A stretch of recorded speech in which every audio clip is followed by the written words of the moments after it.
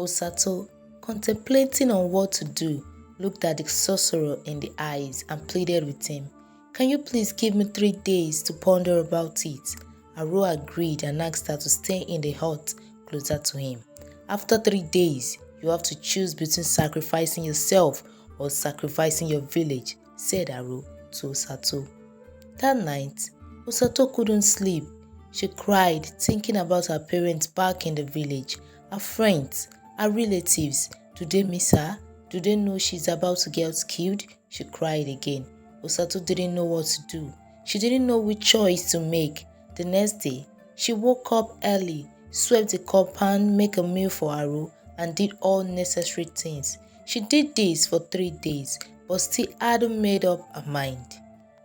Aro saw the fear in her eyes. She had been sad for the 3 days she had stayed with him. He then called her to sit beside him. "Osato," he started, "I wasn't born this way, and I never wanted to be like this. I was also one of the villagers of Bado village, your village, trying to build up my little family before tragedy struck and made me a vengeful spirit. It was many years ago. An orphan boy like me got married to a beautiful maiden called Bada. Bada was every man's dream, including the king. Bada and I got married, lived in my little hut, and supported ourselves with farming. Bada was my happiness. I had no mother, no father, no siblings or relative except Bada.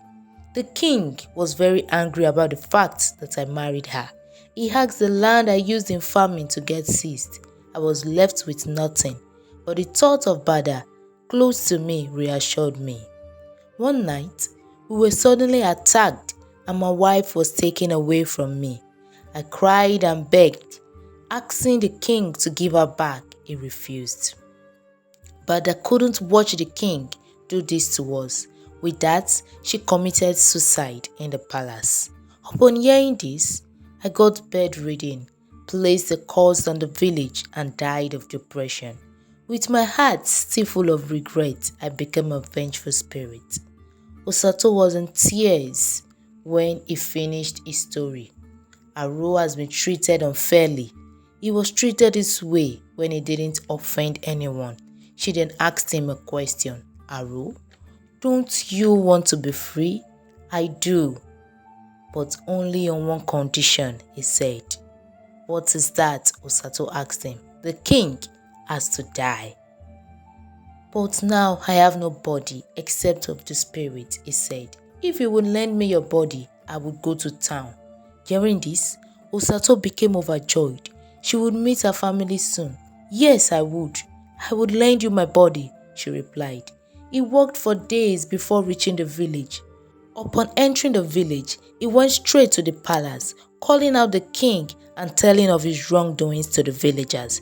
"Your king has been sacrificing young maidens and getting them killed. None of them became a goddess. They were all used to redeem the wrongdoings of your king. If you all want to become free, kill him," he said. The king was shocked and fear was written all over his face. He asked his guards to throw Aro out of the palace. But the villagers all launched towards the palace with different weapons. Without warning, they launched towards the king, screaming, "Kill him! Kill him!" They attacked him and got him killed. His body was then thrown into the evil forest. Aro smiled with content and left Osato's body to reunite with his wife. When Osato regained herself, she told the villagers the same story Aro told her and what transpired between them. Osato looked up at her parents. She was glad she made the right choice. She saved her village, herself, and even Aro became free. Her parents were proud of her. Dear viewers, if you haven't watched The Return of Osato Part 1, I've made it easier by dropping the link in the description box. Thank you.